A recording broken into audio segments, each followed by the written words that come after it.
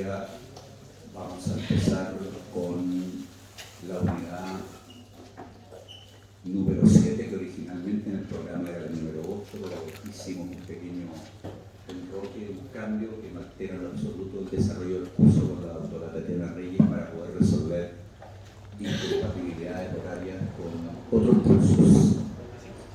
Antes de empezar, quiero que les ruego que me disculpen si ando con un poco de carraspera y al rato no hablo muy fuerte porque estoy aquejado de una bronquitis desde este fin de semana. ¿Ya? Otro detalle importante, el tiempo nos va a dar para esto. Probablemente los delegados se lo hayan transmitido. Voy a conversar la solicitud hecha por el grupo curso respecto del carácter reprobatorio o no y el carácter obligatorio o no del examen con la escuela de enfermería. ¿Okay? Si la escuela de enfermería en el próximo consejo de nivel está de acuerdo, yo puedo considerar esa posibilidad. Pero van a estar debidamente informados a tiempo respecto a la decisión o los arreglos que se tomen. En todo caso, les adelanto que históricamente siempre hemos llegado a algún tipo de acuerdo entre la escuela, los profesores encargados y el equipo de fisiopatología y el grupo curso correspondiente.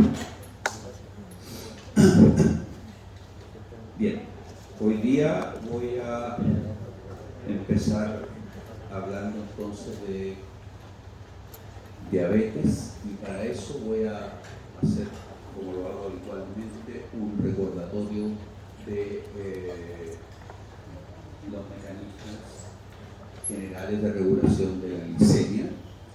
Muchos de estos tópicos ustedes los conocen previamente de sus cursos de fisiología y de bioquímica, pero igual siempre es bueno recordarlo para ponerlo en contexto con los criterios diagnósticos de diabetes y las complicaciones que vamos a ver más adelante respecto a esta condición. En términos generales, la glicemia se regula debería ser regulada, digamos, por un balance entre la ingesta alimentaria a través de la absorción intestinal y la destinación de la glucosa plasmática a el metabolismo oxidativo, digamos, por parte del tejido, la extracción tisular. Sin embargo, tanto la ingesta como la extracción tisular no van exactamente aparejadas y para mantener la glucosa plasmática en rangos relativamente normales, ¿no es cierto? Esto es rangos entre 70 y 99, 100 miligramos por decilitro en ayuna o concentraciones inferiores a los 140 miligramos por decilitro después de 2 horas de poscarga. El organismo dispone de mecanismos de salida de la glucosa del plasma, digamos, cuando hay exceso de esta, ya, por ejemplo, lo que ocurre inmediatamente después de la ingesta alimentaria, y estos mecanismos de salida son fundamentalmente las captaciones musculares, hepáticas y del tejido adiposo de esta glucosa, donde son destinadas a la síntesis de glucógeno o a la glucólisis del músculo y a la síntesis proteica, en el caso del compartimento muscular esquelético, en el caso de la captación hepática también son destinados a la síntesis de glucógeno, pero también a la síntesis de glicerol-fosfato, ácidos grasos y triglicéridos, que después van a ser destinados, ¿no es cierto?, al tejido adiposo, y en el caso del tejido adiposo también para la síntesis de estos compuestos que se depositan finalmente como triglicéridos, además de aquellos que aporta el hígado, como un depósito de combustible rápido. Y cuando hay déficit tenemos mecanismos de entrada de glucosa al plasma, por ejemplo, en el caso de un ayuno prolongado, ¿ya? En que tenemos la producción hepática de glucosa, ¿no es cierto?, que está dada por dos componentes: la glucogenólisis, es decir, la degradación del glucógeno almacenado en el hígado en primer lugar, y en segundo lugar la gluconeogénesis, ¿no es cierto?, la síntesis de glucosa a partir fundamentalmente de aminoácidos, de ácidos grasos y de glicerol-fosfato como sustratos. Adicionalmente a eso tenemos el aporte renal de glucosa, que está dado también por un componente gluconeogénico. El riñón también puede hacer gluconeogénesis en condiciones bajo determinadas condiciones, digamos, sobre todo en condiciones fisiopatológicas, puede aportar hasta el 15 al 20% de la glucosa total sintetizada por gluconeogénesis, y además de eso, a través de la reabsorción tubular de glucosa. Es decir, el riñón puede, ¿no es cierto?, regular el umbral de reabsorción de glucosa para reabsorber parte de la glucosa filtrada a través de los riñones. Y además existen mecanismos, estos dos son mecanismos directos. Existirían mecanismos indirectos, digamos, en donde tanto el músculo como el tejido adiposo aportarían con proteólisis y con lipólisis, es decir, con aminoácidos a través de la proteólisis, con ácido graso y glicerol fosfato a través de la lipólisis, para que estos sirvan de sustrato para la síntesis de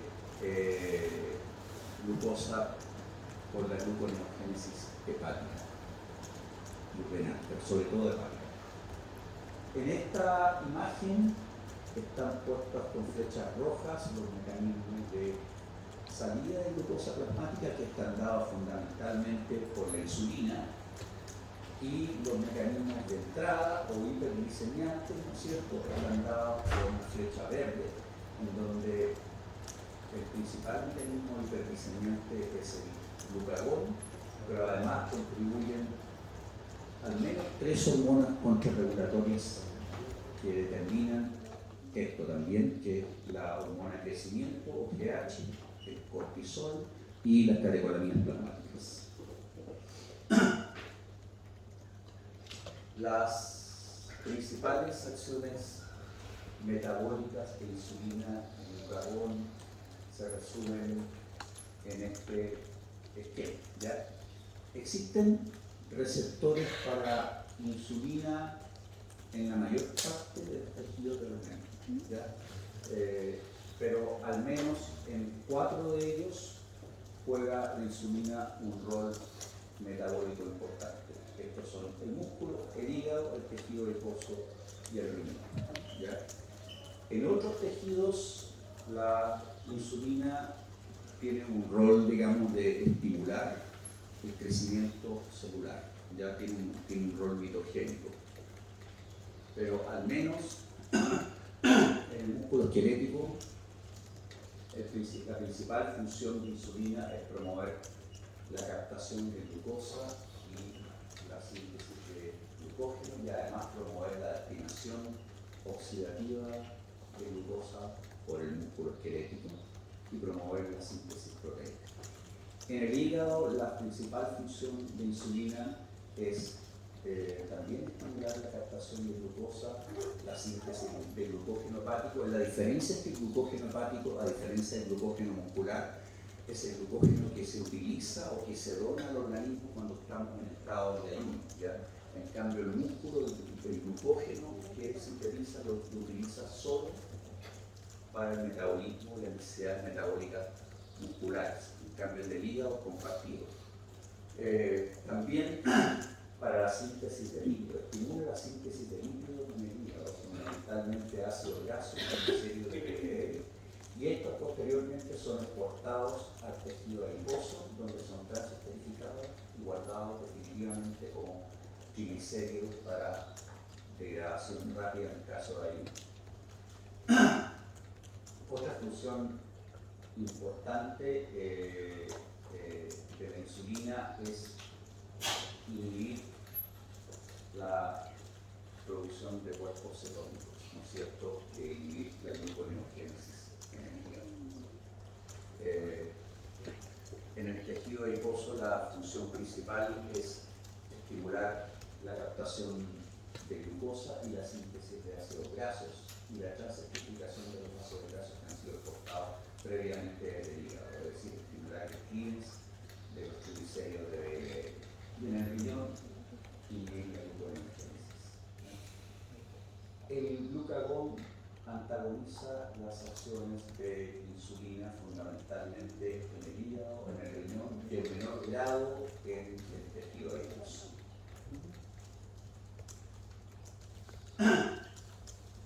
Yo les había mencionado que hay otras hormonas contrarregulatorias que juegan un rol importante y habitualmente la regulación de la glicemia depende, si bien en gran medida de la presencia de insulina, también del microambiente que generan estas otras hormonas. ¿Ya?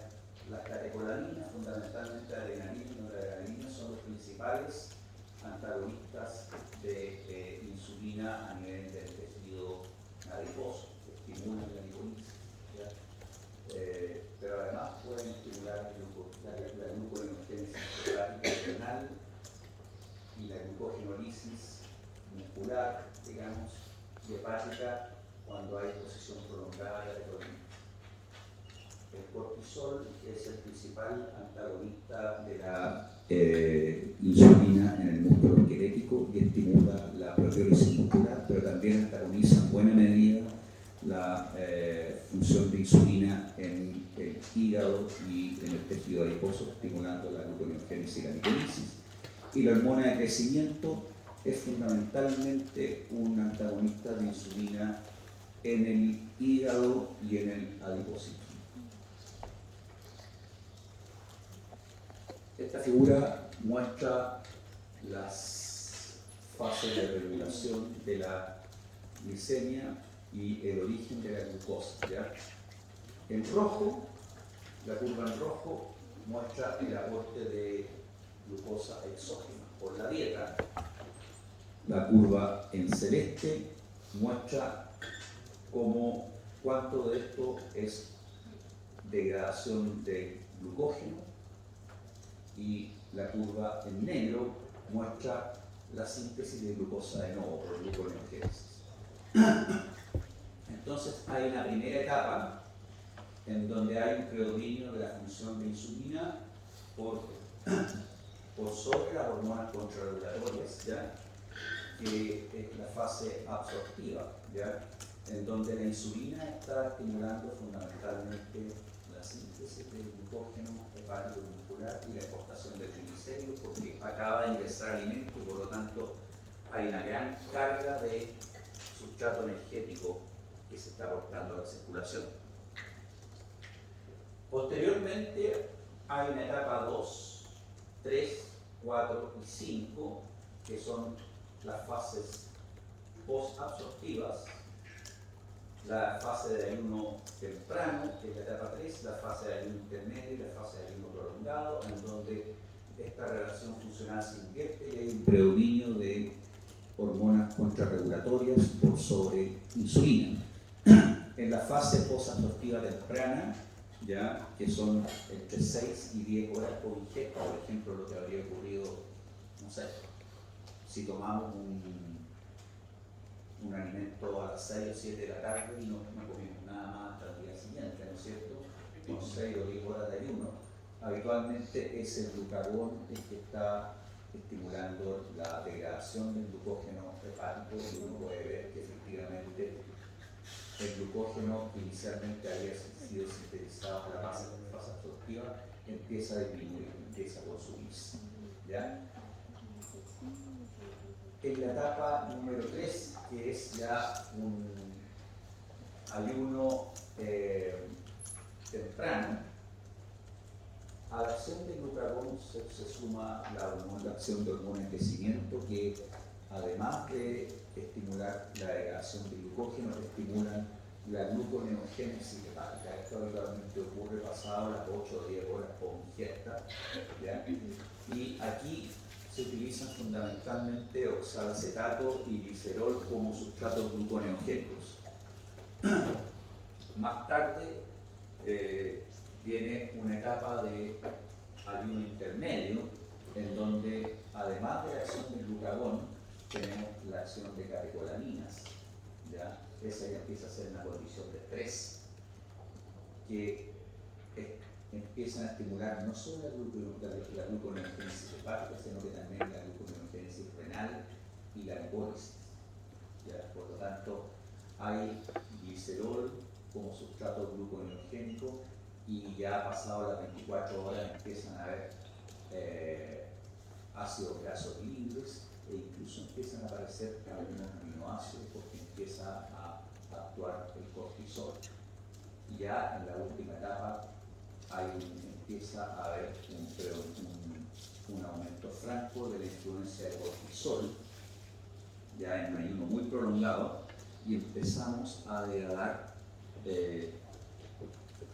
significativamente aminoácidos, proteínas musculares para proveer aminoácidos para la síntesis de glucosa. Los islotes de Langerhans son la unidad funcional que determina, histológica y funcional que determina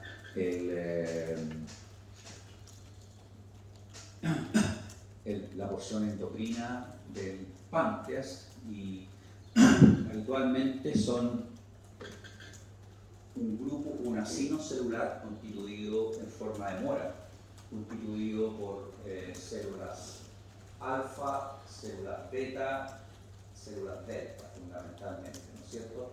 Las células alfa producen glucagón, las células beta, que son las más numerosas, producen insulina, y las células delta producen somatostatina.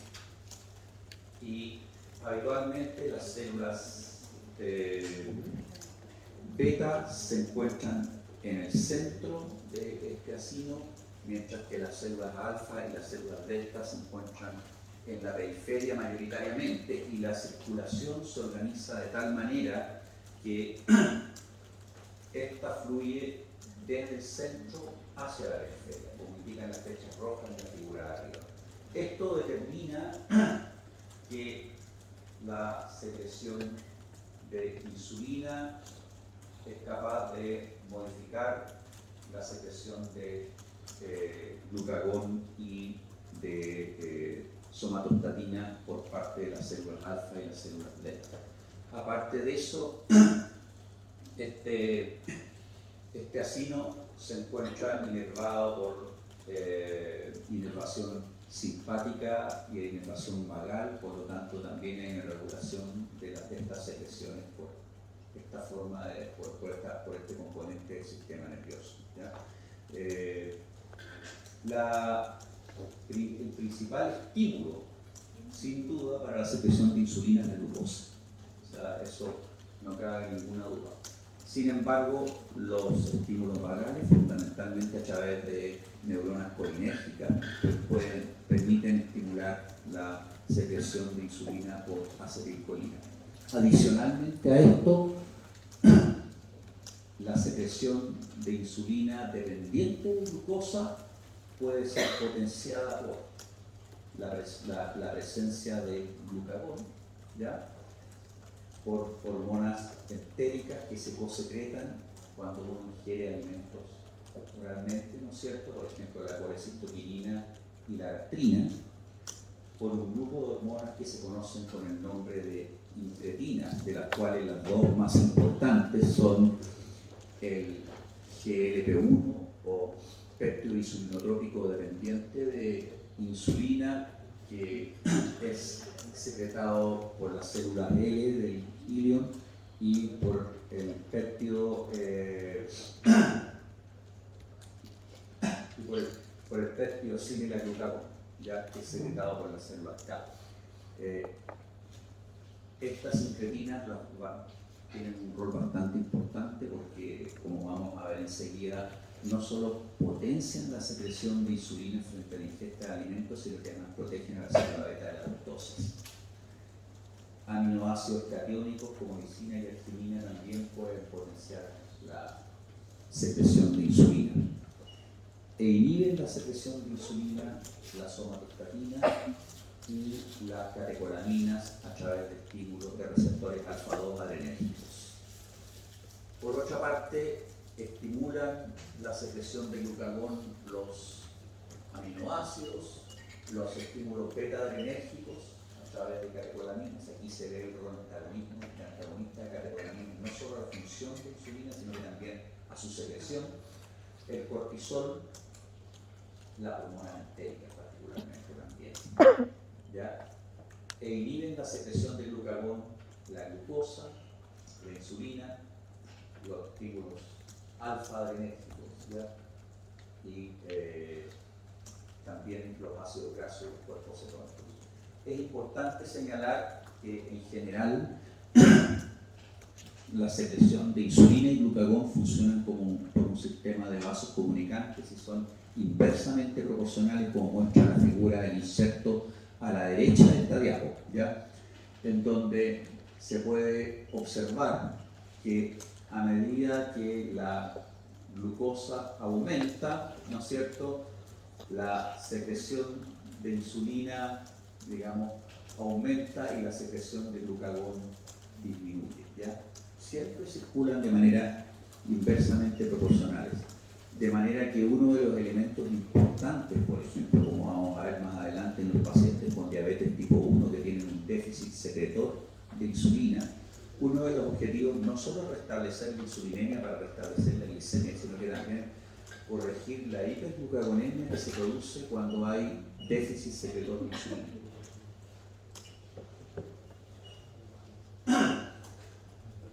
La insulina y el glucagón se sintetizan desde precursores inactivos, y esto lo menciono solo por dos razones. Una, porque la insulina se sintetiza desde preproinsulina, que se procesa secuencialmente a proinsulina y finalmente a insulina y péptido C. Insulina y péptido C se producen en cantidades equimolares, ¿ya? Pero la insulina tiene una vida media corta, de 6 a 8 minutos, y el péptido C tiene una vida media de 4 a 6 horas, de manera que el péptido C habitualmente se utiliza, se mide en el plasma para evaluar la producción de insulina, porque, como señalé, se producen cantidades equimolares. Por otro lado, el glucagón también se procesa a partir de un precursor inactivo, el proglucagón, que puede ser secuenciado alternativamente en las células alfa del páncreas para dar glucagón, o en las células L del intestino, donde genera algunas incretinas como el GLP-1, ¿ya?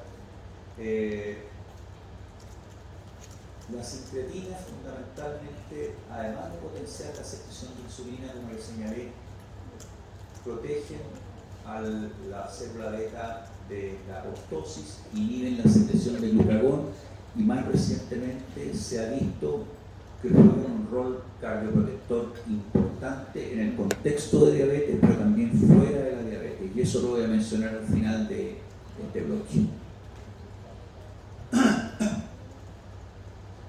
Esta figura sumamente importante muestra la curva de secreción de insulina, ¿ya? Y la insulina tiene una respuesta basal fotónica que se produce en ayuno. Siempre estamos secretando insulina en pequeñas cantidades, digamos, aún si estamos en ayuno, ya, y no hemos ingerido alimentos, y esta secreción de insulina permite limitar la acción excesiva de glucagón.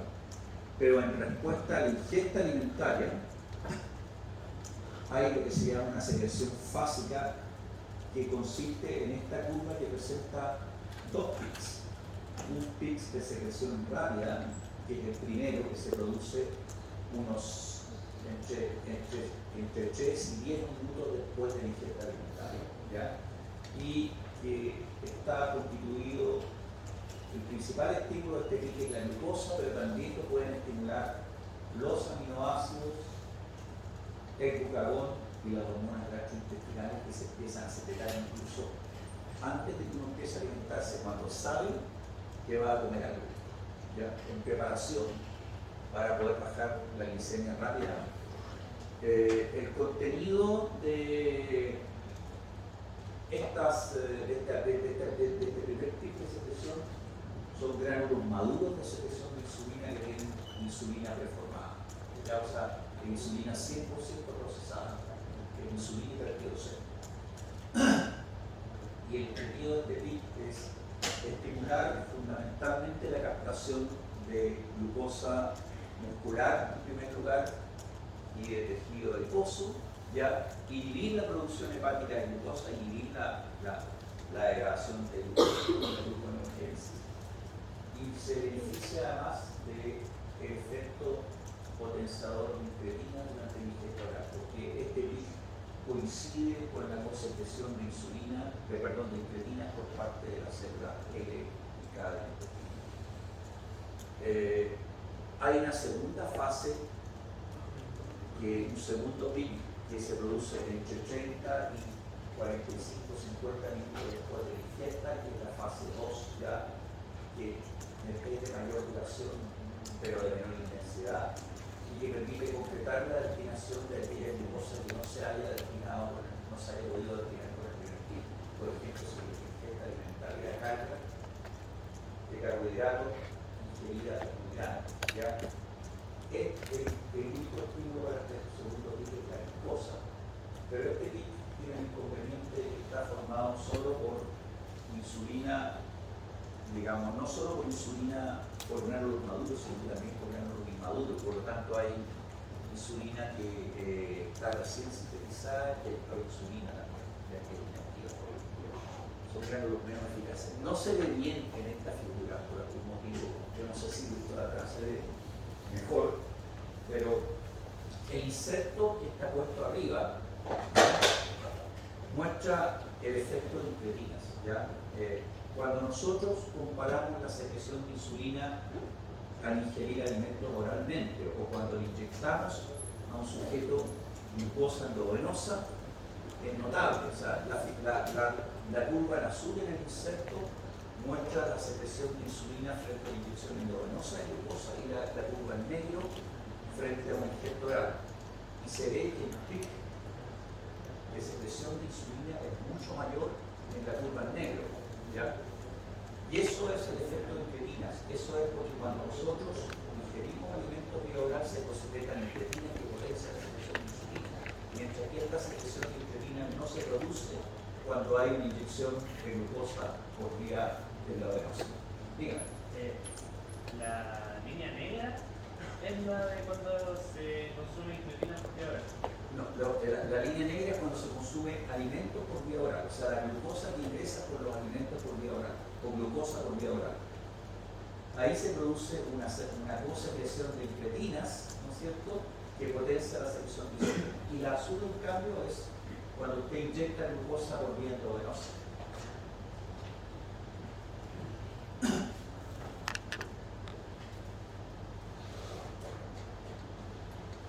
La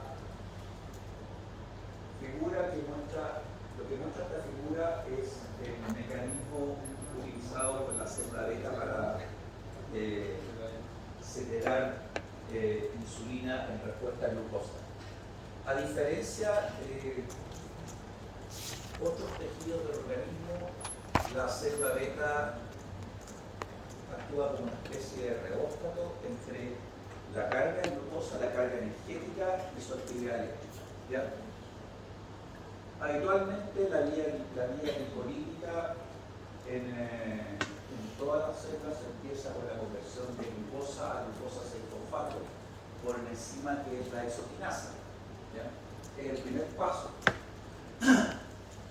Esta vía es idéntica en la célula beta, salvo con este primer paso.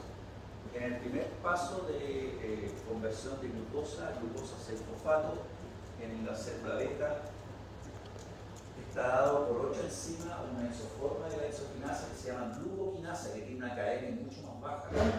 Ya, por lo tanto, esto le permite destinar toda la glucosa que ingresa vectorialmente a la vía glicolítica, ¿ya?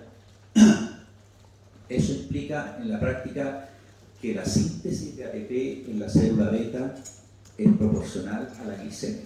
Es directamente proporcional a la glicemia. Más glucosa, más síntesis de ATP.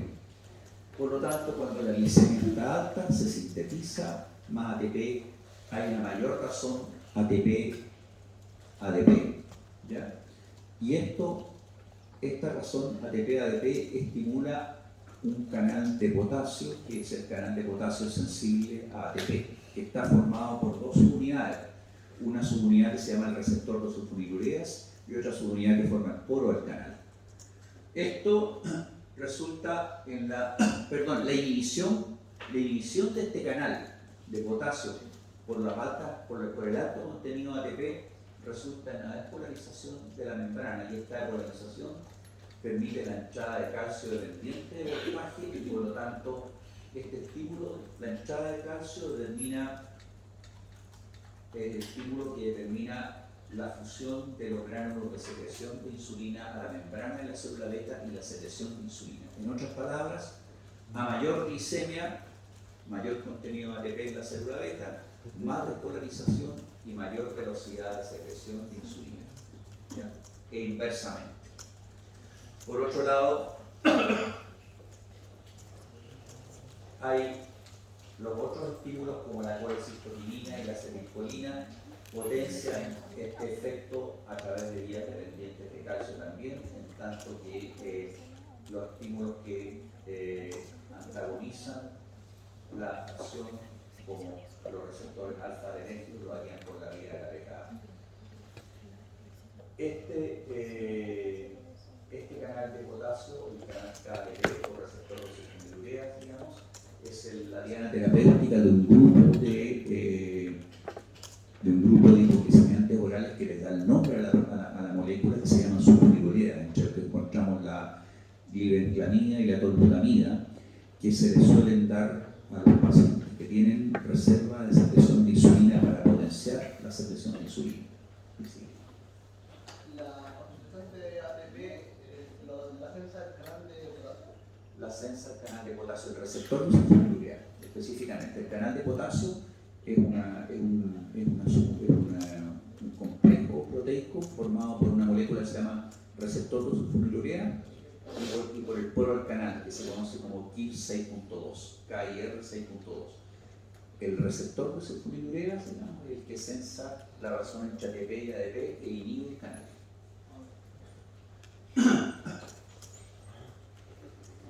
El receptor de insulina, por otra parte, y esto de aquí me interesa que retengan solo el siguiente concepto porque va a ser importante en el siguiente módulo, es un receptor de tirosina quinasa. Cuando la insulina se une, ya la porción intracelular del receptor tiene una actividad de tirosina quinasa que se activa y que estimula la fosforilación en tirosina de un grupo de proteínas conocidas como IRS, ¿ya? De la acronimia en inglés Insulin Receptor Signal Protein, ¿ya? Cuando los IRS se fosforilan en tirosina por la estimulación del receptor de insulina, gatillan una cascada de eventos celulares río abajo que determinan los efectos metabólicos de insulina, ¿ya? En el músculo, en el tejido adiposo, en el hígado y en el riñón. Sin embargo, los efectos que tienen que ver con la proliferación celular, los efectos no metabólicos de insulina, pueden concurrir por un mecanismo independiente de IRS, ¿ya? Fundamentalmente por la vía de las MAP-quinasas y por la vía del IGF-1, del receptor de IGF-1. Quiero que retengan esta información únicamente porque es muy importante para entender después qué es lo que ocurre en los procesos de insulinoresistencia que son frecuentes en la diabetes tipo 2. Vámonos ahora a las definiciones de diabetes y a criterios diagnósticos. La diabetes es una enfermedad que se caracteriza fundamentalmente por el déficit de acción funcional de insulina.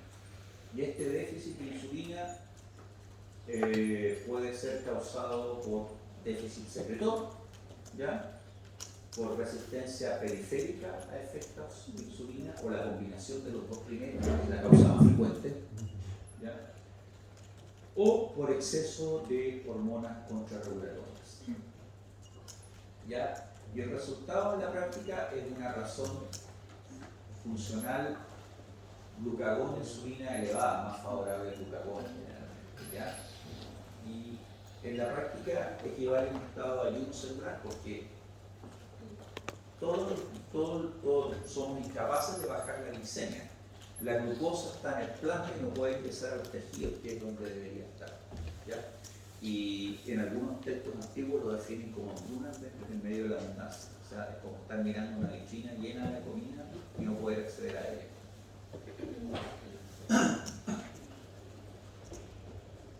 Clasificación: tipo 1, déficit secretor, y tipo 2, déficit, resistencia inicial con déficit secretor variable. Esas son las dos que vamos a revisar en el siguiente grupo, más importante, ¿ya? Tercer caso, endocrinopatía que cursan con secreción de hormonas contrarregulatorias. Las voy a mencionar aquí porque no vamos a tener tiempo de ver eso en detalle. Digamos ya cuáles son. La acromegalia, en donde hay habitualmente un tumor hipoficial que secreta exceso de hormonas de crecimiento y antagoniza la acción de insulina, ¿ya? Eso da cuenta habitualmente de estados de insulinoresistencia, de intolerancia a la diabetes, intolerancia a la glucosa moderado, digamos, que se encuentran en pacientes que están afectados de esta enfermedad. El síndrome de Cushing, que es el conjunto de signos y síntomas que son derivados de la exposición prolongada a glucocorticoides, ¿ya?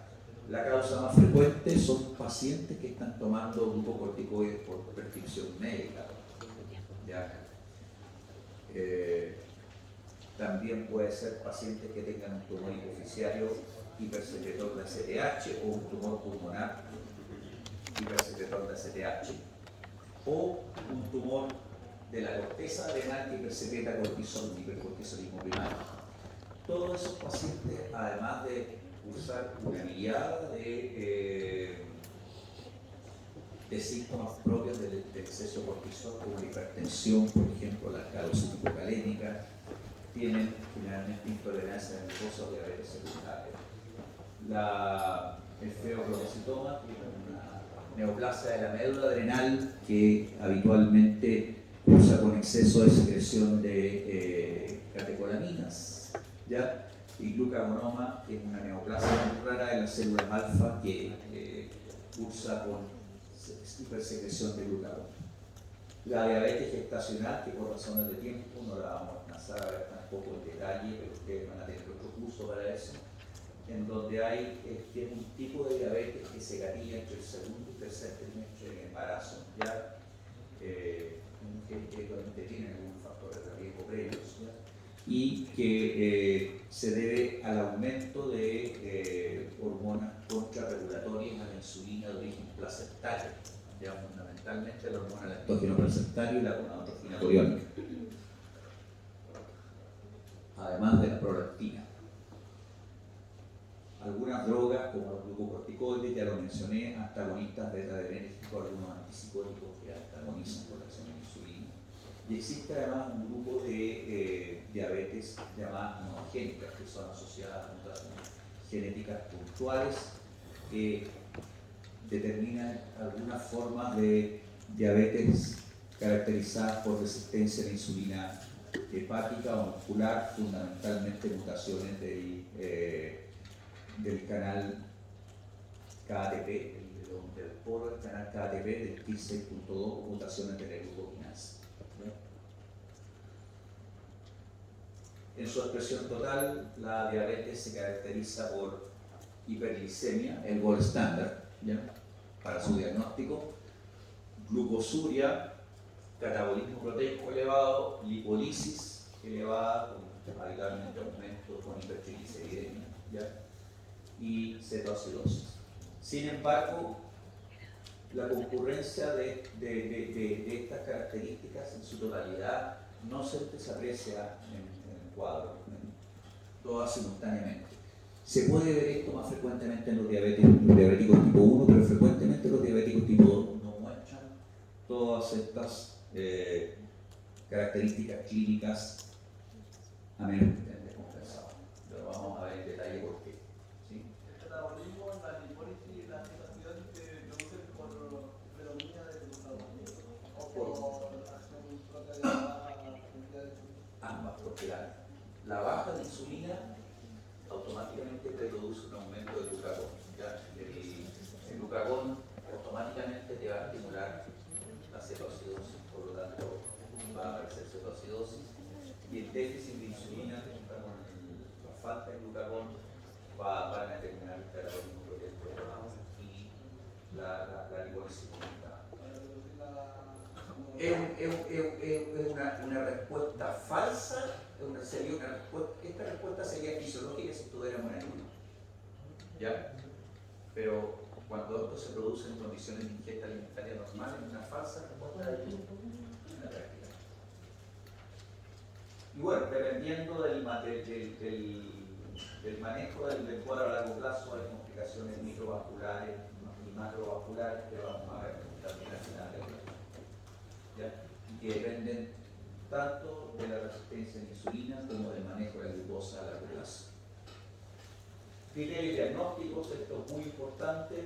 El gold standard para el diagnóstico de diabetes es la glicemia en ayuno. Entonces, la glicemia normal se considera entre 70 y 99 miligramos por decilitro. ¿Ya? Valores de glicemia en ayuno entre 100 y 125 se consideran hiperglicemia en ayuno o glicemia alterada en ayuno, pero todavía no son criterios diagnósticos de diabetes. Un paciente con esos niveles de glicemia se le pide una curva de tolerancia a la glucosa para salir de dudas o se le pide repetir el examen 15 días después. Y si el paciente tiene mayor o igual de 126, es criterio de diabetes, igual tiene que ser repetido para confirmar. El segundo criterio es la prueba de tolerancia oral a la glucosa. La prueba de tolerancia oral a la glucosa, de acuerdo a las normas de la OMS, consiste en que se cita al paciente, se le toma una muestra de glucosa en ayuna y después se tiene que tomar 75 gramos de glucosa disuelto en agua. ¿Ya? Y se toma una muestra habitualmente a los 60 y a los 120 minutos. Y esta muestra de sangre se le mide glucosa y en algunas ocasiones también se puede pedir una curva de insulina simultáneamente. ¿Ya? Y si el sujeto es normal, nosotros normalmente después de 2 horas de habernos tomado la glucosa, deberíamos tener una glicemia inferior a 140 miligramos por decilitro. Si la glicemia está entre 140 y 199, el paciente es intolerante a la glucosa o prediabético. Ese es el paciente prediabético. Y si la glicemia es mayor o igual a 200, es criterio diagnóstico de diabetes. ¿Ya? Tercer criterio, la glicemia casual. Glicemia casual es glicemia tomada en cualquier momento del día sin haberle pedido un ayuno al paciente. ¿Ya? Y tiene que ser mayor o igual a 200 miligramos por decilitro, pero tiene que estar acompañada de síntomas clásicos de diabetes.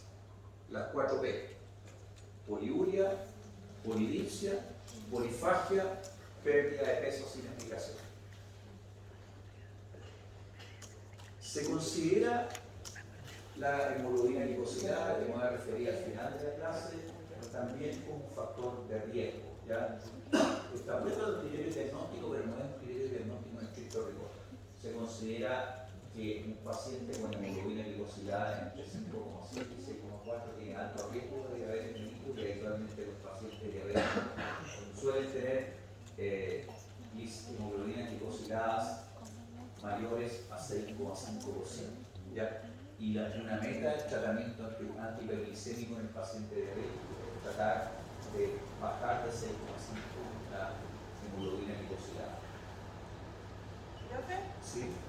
De los criterios para hacer un diagnóstico, por ejemplo, ¿se necesita uno solo o cuándo se debe cumplir? Solo uno, en este caso. Solo uno. ¿Ya? Y ahí se recibe. Y ahí se diagnostica. Lo que pasa es que siempre, o sea, cuando usted encuentra un paciente con hiperglicemia en ayuno o con una prueba de tolerancia oral a la glucosa mayor de 200, habitualmente va a pedir repetición.